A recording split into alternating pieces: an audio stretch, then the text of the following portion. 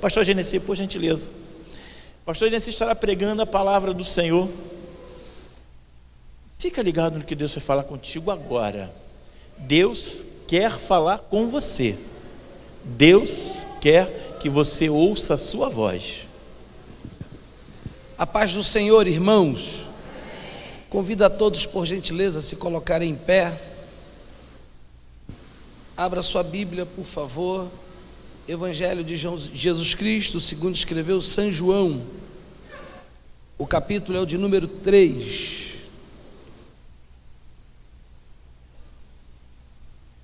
Evangelho de São João, capítulo de número 3.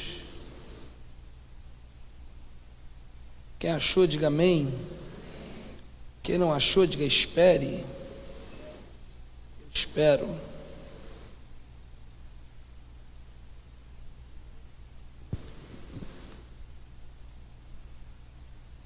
Havia entre os fariseus um homem chamado Nicodemos, um dos principais dos judeus. Este foi ter de noite com Jesus e disse: Rabi, sabemos que és mestre vindo de Deus, pois ninguém poderia fazer estes sinais miraculosos que tu fazes, senão Deus, ou se não fosse Deus com ele. Jesus respondeu: em verdade te digo, quem não nascer de novo não pode ver o reino de Deus. Perguntou-lhe Nicodemos: como pode um homem nascer sendo velho? Porém voltará ao ventre da sua mãe e nascer? Jesus respondeu: em verdade te digo, que aquele que não nascer da água e do Espírito não pode entrar no reino de Deus. Pai querido, louvamos o teu nome pela oportunidade de estarmos em tua casa. Uma vez mais fala conosco, porque a tua presença, Senhor, já é notória no nosso meio. Que a tua palavra aqui é lâmpada para os nossos pés e luz para o nosso caminho, Senhor, possa entrar em nosso coração, separando juntas e medulas, Senhor, atingindo, esquadriando o nosso rins, que só tu podes fazer isso. É o que te pedimos e te agradecemos no nome precioso de Jesus. Assentai-vos, por gentileza. O texto em epígrafe vai nos falar a respeito de dois tempos, de duas dispensações. Nós encontramos neste texto o encontro da lei com a graça. Se pararmos para observar, quando Jesus começa o seu ministério, e ele então exerce aquilo a qual ele teve como vocação, ele encontra uma certa dificuldade, ele encontra uma certa rejeição ao sentido do que era lei para o que era graça. Era uma transição de dispensação, era uma mudança, porque o tempo inteiro os judeus vieram com o Pentateuco e a lei estava guardada no seu peito. A lei era algo que para eles não poderia nunca ser mudado. Dado aí o primeiro momento que entendemos por que Jesus passou por tudo que passou. A Bíblia diz que ele veio para os seus e os seus não o recebeu. A Bíblia diz que dentro da sua própria casa ele foi rejeitado, ele foi escarnecido e ele sofreu, porque simplesmente dentro da mente dos judeus, eles jamais acreditariam que nasceria alguém daquela forma para que pudesse reger e liderar e ser senhor sobre eles. Eles achavam que por viver na lei, o Senhor que tomaria conta de Israel, o Senhor que encabeçaria tudo aquilo que eles esperavam como liderança, fosse um Senhor que lutasse com espada, um Senhor que matasse e um Senhor que fizesse com que o sangue fosse derramado.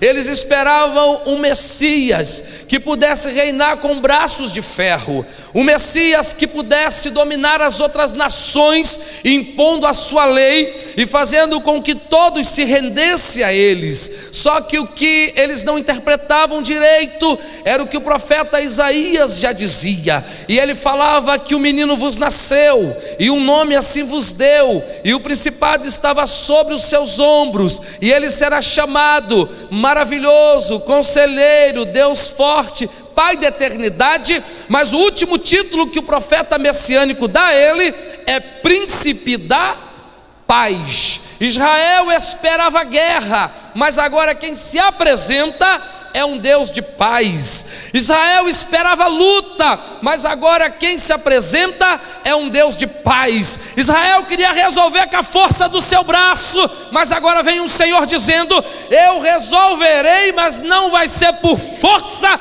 nem por violência, vai ser pelo meu Espírito, assim digo eu. E isso era difícil de entender, porque desde quando eles se conheceram como gente, eles travaram batalhas em campos de peleja.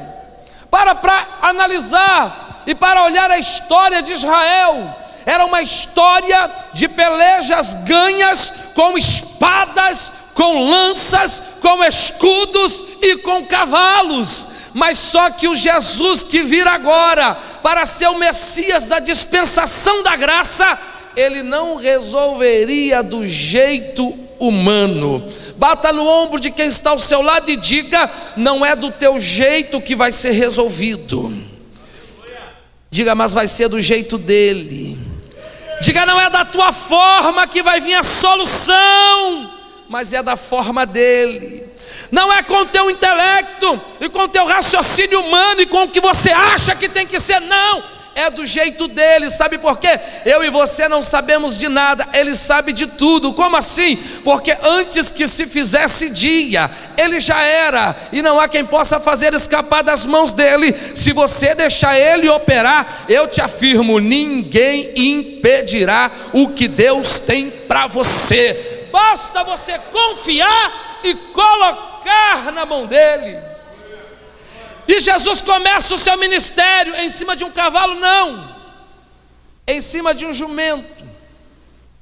Jesus começa seu ministério, ele nasce aonde? No hotel mais famoso de Jerusalém? Não, numa estribalia. Jesus começa o seu ministério, e qual é o ministério de Jesus? É o inverso da lei, ao inverso daquilo que eles entendiam e tinham pregado o tempo inteiro, que eles resolveriam da forma dele. Só que tem um detalhe: Jesus não vem só trazendo a graça pela fala, Jesus vem trazendo a graça pelo milagre, porque graça gera milagre, lei gera julgamento, graça gera misericórdia, lei julga, traz o apontamento. E a palavra que eu tenho para você nessa noite é a seguinte, meu irmão: entra pelo caminho da graça, porque é só o que você precisa. Paulo, quando estava no momento de angústia e não mais aguentava, e relatava que esbofeteado estava sendo pelo diabo e o espinho estava na carne, a voz de Jesus veio e disse: a minha graça te basta. No momento da tua angústia, da tua aflição, do teu desespero, quando parecer que não tem mais jeito, que tudo vai se acabar, ouça a voz do Espírito dizendo: a minha graça te basta. A minha graça te sustenta, a minha graça te levanta, a minha graça te sensibiliza, a minha graça te faz chorar, a minha graça te faz entender que eu sou o Deus que só parece que te abandonei, mas quando parecesse que estava só, é aí que eu estava ao seu lado. Você não merecia, mas eu estava lá. O significado da graça é receber sem merecer, irmãos. Olha bem para o rosto de quem está ao seu lado direito e esquerdo e pergunta para ele o seguinte: você merecia estar aqui? Faz isso, tem coragem? Faz isso. Espera uma resposta dele, e dependendo do que ele responder, você diga para ele: sabe o que? A graça te trouxe a este lugar. Aleluia. Sabe por que você está de pé? Por causa da graça. Agora Jesus começa a realizar grandes milagres, e os seus milagres eram tão notórios que a multidão agora segue ele. E havia em Israel um tribunal formado por 71 homens selecionados a dedos, homens de posição. Eram os sinédrios, os escribas e os fariseus. Eles julgavam sobre a lei. Eles pegavam a lei, e sobre esta lei, sobre o Torá, eles traziam as causas a julgamento. E de repente começa uma história a acontecer dentro do sinédrio, e alguém começa a dizer: olha, nós até somos bons na lei, mas está vindo um aí que ele é bom na lei e ele também é bom no milagre. Ele é bom na lei, mas ele faz surdo ouvir. Ele é bom na lei, mas ele faz cego enxergar. Ele é bom na lei, mas ele ressuscita mortos. Eles então reparam que a lei não era o bastante. Aleluia. A lei é importante, mas a lei não vai gerar em você um fruto do Espírito e de novidade de vida, meu irmão. Sabe por quê? Porque ela é pesada. Ela pode fazer muitas das vezes você não entender o que Deus quer com você, quando na verdade Jesus vem contrariando, dizendo: a minha graça, o que você não merece, eu vou te dar. E um daqueles homens olharam e disseram: não é possível que tenha alguém fazendo milagre. Não é possível que alguém está dizendo ser o Messias. E esse homem chamado Nicodemos, ele entende uma coisa: ele precisava ver para crer e entender. Ele precisava enxergar e ter um dedo de prosa com aquele que sabia da lei, mas que também fazia milagre. E sabe o que é que ele tem que fazer, irmãos? Ele tem que tirar o seu turbante, ele tem que tirar a sua estola sacerdotal, ele tem que tirar a sua roupa da sua identidade. Sabe por quê? Escute isso que eu vou te dizer, para você entender da graça. Você tem que se despir daquilo que você considera lei. Você tem que abrir mão daquilo que você acha, para tentar entender o que realmente é. Sabe por que as coisas às vezes não dão certo? É porque você está achando que é do teu jeito, e a graça está dizendo: tira essa roupa e vem, nem que seja disfarçado, mas eu quero encontrar você de verdade. Irmãos, infelizmente vivemos um tempo de evangelho onde a religiosidade não nos deixa saber quem é Jesus, porque pegamos e pragmatizamos um costume, onde olhamos para nós e pensamos ser super crente, e Deus está olhando e dizendo: tira toda essa roupagem religiosa e vem se encontrar comigo, porque eu quero ter uma conversa com você. Mas é difícil tirar essa roupa, irmãos. É difícil arrancar essa casca de religiosidade. É difícil, mas Jesus está dizendo: arranca ela, porque tu vai ter uma experiência comigo. Arranca ela, que tu vai parar de contar o testemunho dos outros, tu vai contar o teu. Arranca ela, que tu vai ver a tua vida espiritual mudar. E Nicodemos começa a arrancar, e ele se disfarça. Outra coisa que a religiosidade não lhe permitia era encontrar Jesus de dia, porque alguém, Serafim, poderia ver. E sabe o que ele diz? Eu vou, presbítero Jefferson, de noite.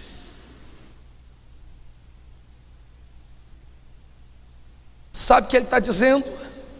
Eu sou doutor da lei, eu conheço a lei, eu julgo, eu sento para dar minha opinião quando eles pedem lá na votação, mas eu não tenho identidade. Grava isso, e se você gravar isso, nós, inclusive eu, ganhamos a mensagem. Você não precisa de grande espiritualidade, você precisa de identidade. Eu pergunto: qual é a sua identidade nessa noite? Será que a sua identidade é aquela a qual o velho pregador dizia dos dois tipos de crente na igreja? Era o crente chuchu e o crente giló. Que é isso, pastor? Fala para mim o que é isso. Sabe o que é o crente chuchu? As irmãs que cozinham aí, pega o chuchu, missionária, e a gente bota ele no camarão, ele fica com gosto de quê? Camarão. Pega o chuchu, bota no peixe, ele fica com gosto de quê? De peixe. Pega o chuchu, bota na carne assada, fica com gosto de carne assada. Sem identidade, aonde vai está indo. O que se fala e vai embora. Ei, eu te convido a ter identidade. Seja crente giló, irmão. Tem muita gente que não gosta de giló. Pode até não gostar de você, mas tem a tua identidade. Seja o que você é. Defenda a sua causa através da palavra e da graça, e não se corrompa, porque uma hora você vai ter que se encontrar com Jesus, e espero que não seja de noite e sem essa tua roupagem, porque Jesus te convida a um encontro. E o que ele faz?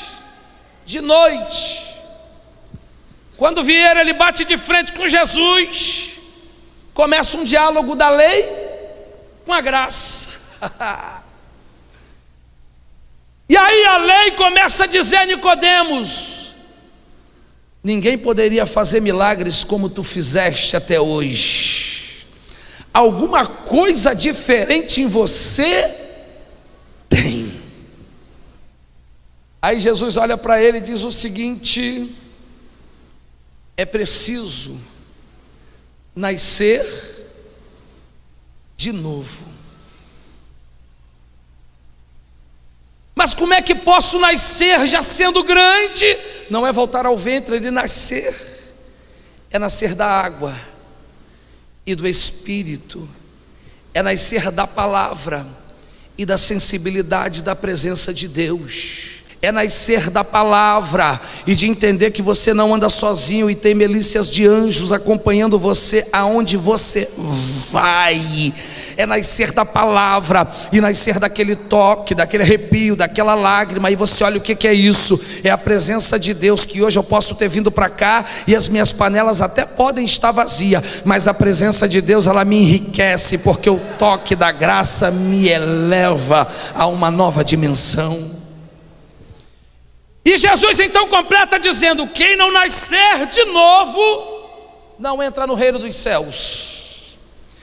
E eu parei para ver em Romanos vai dizer o seguinte: o reino de Deus não é comida e nem é bebida.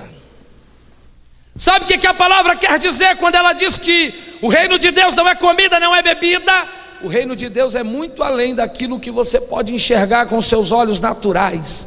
O reino de Deus, ele é sobrenatural. E quando eu paro para pensar no reino de Deus, eu compreendo que Apocalipse e Gênesis só começa a me relatar isso entre um livro e outro. No Evangelho de São João, quando a palavra diz que no princípio era o Verbo, e o Verbo estava com Deus. Vem comigo nesses 8 minutos que me resta. Eu quero lhe trazer a uma experiência bíblica que ela se chama além da metafísica. É uma experiência que ela foge dessa carne, dessa natureza.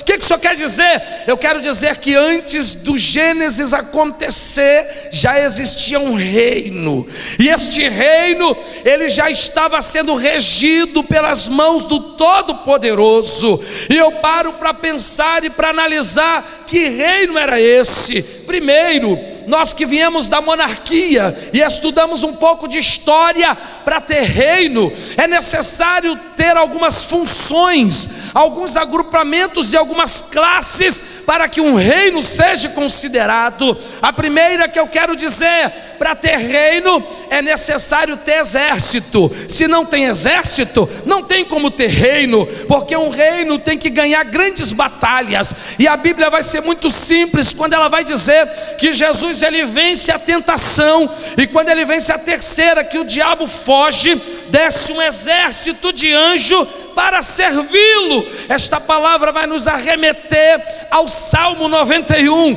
e o Salmo 91 é claro, e ele diz, paralelo a esta palavra: quando você vence a carne, quando você vence as tentações, quando você vence o diabo, aonde você vai agora, você não vai sozinho. Aí você vai viver o que diz Salmos: aos seus anjos, aos seus exércitos de anjos dará ordem a teu respeito, exército. Que é isso? Você não anda sozinho. Podem até olhar você e dizer: está sozinho, mas os demônios estão olhando e dizendo: tá não, tem um exército de anjo do lado dela, tem um exército de anjo do lado dele. Passa longe. E é nessa hora que tem livramento de morte. O assalto não acontece. É nessa hora que acontece uma desgraça do teu lado e você fica inteirinho. E as pessoas: como pode? É que tinha um exército de anjo do mundo sobrenatural ao seu lado, porque Deus mandou para tomar conta de você.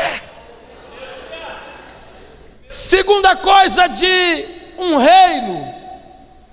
reino tem que ter mensageiro. Reino sem mensageiro, ele não é reino. Quando as grandes batalhas aconteciam e o rei tinha que mandar uma mensagem para o general, ele pegava e escrevia a mensagem, e o mensageiro atravessava o deserto para entregar a mensagem. No céu também tem um mensageiro. Quem aqui vai lembrar de Daniel? Daniel orava 21 dias e de repente o que acontece agora? Acontece que Gabriel desce. Ele era o mensageiro, mas ele não consegue atravessar. E aí vem a terceira figura dessa história. Todo reino tem que ter um comandante, tem que ter um general, tem que ter alguém para lutar por mim e por você. Ei, eu estou lhe dizendo que o mundo espiritual, ele é real e ele existe. Se você não acordar para isso, você está perdendo tempo no evangelho, meu irmão. E nesse momento que ele não consegue atravessar, o que acontece? Gabriel, mensageiro, não vai. Miguel se levanta e diz: eu vou descer porque a mensagem tem que chegar. E quando ele desce, irmãos, eu quero imaginar que aqueles demônios nem esperam ele chegar perto. Eles já começam a dizer: sai da frente, porque está descendo o comandante do exército de Deus. Sai, porque ele vai passar. E a Bíblia diz que ele rasga aquela potestade e a mensagem chega. Aleluia. Só que a coisa mais linda, e eu vou deixar para pregar outro dia, que houve no céu. Diga comigo: céu sem coroa. Todos: céu sem coroa não tem rei. Aleluia. E foi feita uma coroa chamada coroa da criação. Sabe quem é essa coroa? Eu e você. Aleluia. Porque dentre tantas coisas que Deus fez nos céus, Ele fez também um maestro. E a Bíblia diz que no dia que Ele criou esse maestro, Ele criou os instrumentos de música e deu a ele o nome de Lúcifer. E os profetas maiores vão relatar e vão dizer, como Daniel, que ele andava sobre as pedras afogueadas. Conforme ele andava, as notas de músicas saíam dos seus passos. E ele então agora começa a coordenar, e era tão lindo que Deus olhou para ele e disse o seguinte: pega até essa parte dos anjos aí e faz um coral. Irmãos, você viu esse coral nosso cantando aqui? As ondas até, imagina um coral celestial. Imagina, pastor Gilberto, quando aquele coral se colocava de pé. Pá. Imagina eles cantando, eles adorando. No dia que Lúcifer foi criado, os instrumentos também foram. Dedilha, meu filho, alguma coisa aí. Olha que diferença do silêncio para a música. Ó. Agora entra o baixo. O baterista veio para o culto? Se veio, corre lá. E de repente Deus no céu começa a criar a adoração. Ó. A música, ela tem o poder de te alegrar, de te entristecer. A música, ela entra na sua alma. Eu estou falando de música. Agora você imagina falar de adoração. E era isso que tinha no céu. Quando de repente, irmãos, comigo aqui, ó, segurou. Um silêncio houve nos céus. Porque simplesmente aquele que foi feito, sabe qual era o nome dele? Como era dado o nome de Lúcifer? Aferidor de medidas. Sabe o que era aferidor de medidas? Não há nada mais lindo, mais belo, mais perfeito abaixo de Deus, senão ele. Só que ele resolve subir acima dos céus e das estrelas e ser maior do que Deus. Eu quero pedir agora, faça isso, irmão. Eu sei que não é costume não, mas me ajuda. Fala para quem está do teu lado assim, ó: cometa qualquer erro, diga para ele aí, só não queira ser maior do que Deus. Cometa qualquer erro, só não perca a dependência de Deus, porque qualquer erro Ele pode te resgatar, mas se perder a dependência dEle, tu vai morrer sozinho. Aleluia. E agora, irmãos, ó, o silêncio no céu, não tem música. Deus pega Lúcifer e diz o seguinte: some daqui. E ele pega a terça parte dos anjos que estava com ele, ó. E aonde eles batem? Na terra. E aí começa Gênesis. Gênesis vai começar nos seus primeiros versículos dizer o seguinte: e a terra era sem forma e vazia. Só que ouça isso aqui: Deus não faz nada, já estou encerrando, pastor, sem forma e vazia. Tudo que Deus faz é perfeito. Quem denigre a imagem é o diabo. Quando o diabo bateu, pá, parecia o fim. Às vezes a gente olha para a vida de algumas pessoas e vê que o diabo bateu lá, né? E a gente diz: é o fim. Só que não é o fim. E eu quero aqui, o ponto alto da mensagem, onde eu encerro, lhe dizer que enquanto tiver um Deus dos céus e alguém de joelho pedindo misericórdia na terra, não será o fim. Deus olha para a terra e Deus simplesmente chama: Espírito Santo, vem cá. Sim, Senhor, desce e paira sobre a face das águas. Deus estava dizendo: meu espírito desce, não fica parado, parado é imóvel. A palavra vai dizer paira. Sabe o que é pairar? É mexer-se lentamente. Deus olhou e disse: meu espírito vai lá e se mexe lentamente. Parece que está deformado, mas o espírito está mexendo lentamente. Parece que não vai mais adorar, mas o espírito está mexendo lentamente. Parece que está deformado, nunca mais vai entrar aqui na igreja. Acalma-te, o espírito está se mexendo lentamente. E enquanto ele mexe, ele está passando vida. Enquanto ele mexe, sabe o que ele está dizendo? Calma, porque o projeto já vai começar. Calma, porque o projeto já vai começar. E ele aquece a terra. Aleluia. E quando ele aquece a terra, Deus se levanta. E quem sabe os anjos, digo eu, não diga a Bíblia, pergunta, presbítero Marcos: aonde tu vais, Senhor? Eu vou descer para realizar um projeto, porque o Espírito está se mexendo lentamente. Eu quero profetizar aqui nessa noite, pelo poder da palavra. Você que parece estar parado, você que parece que tudo se findou, não é o fim. O Espírito está se mexendo lentamente, e o Deus Todo-Poderoso já vai descer para começar a realizar o seu projeto. Aleluia, aleluia. E Deus começa a criar. E agora eu quero crer que quando Deus cria o homem, não havia louvor no céu nesse momento. Ele cria agora instrumentos para nós adorarmos. Só o violão, só a guitarra. Quando Deus criou você, ai, meu filho, saiu o primeiro instrumento para adorar: contrabaixo. Sabe por que o diabo tem raiva de mim e de você?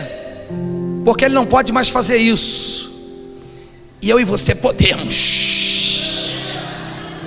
Oh, bateria, O diabo está nesse exato momento olhando e dizendo: eu não consegui impedir ele de estar no culto, nem ela. Ele foi, sabe por que ele quis impedir? Porque você pode adorar, ele não. Porque você pode cantar, ele não. Você é a coroa da criação. Por isso eu quero te convidar neste final de mensagem: levanta as tuas duas mãos para os céus e faz aquilo que o diabo não pode fazer.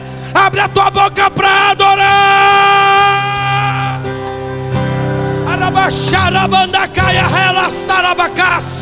Adore, adore, adore, adore, adore. Oh Jesus, que trouxe salvação para mim. Só quem foi alcançado pela graça. Mereço tanta graça, mas por misericórdia recebi. O maior milagre Deus já fez em mim. Fui alcançado por tua graça, maravilhosa graça que trouxe salvação. Quem foi alcançado pela graça? Eu não mereço tanta graça, mas por misericórdia recebi. O maior milagre Deus já fez em mim.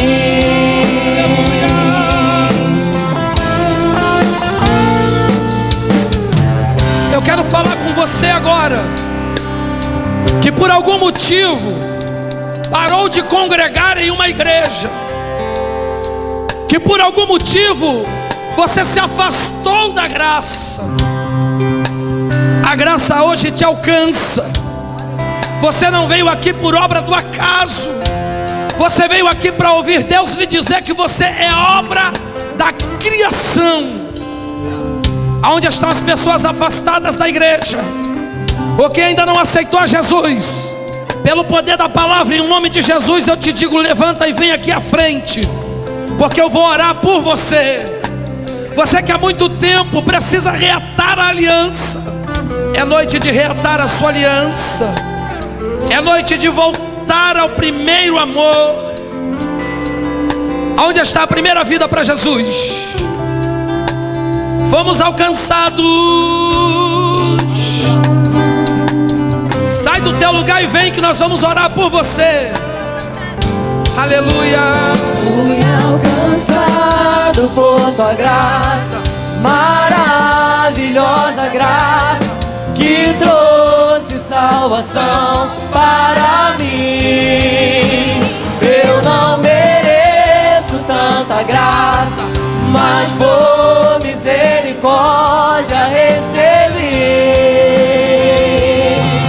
O maior milagre Deus já fez em mim. Fui alcançado por tua graça, maravilhosa graça que trouxe salvação para mim. Eu não mereço tanta graça, mas por misericórdia recebi. O maior milagre Deus já fez em mim. O maior milagre Deus já fez em mim.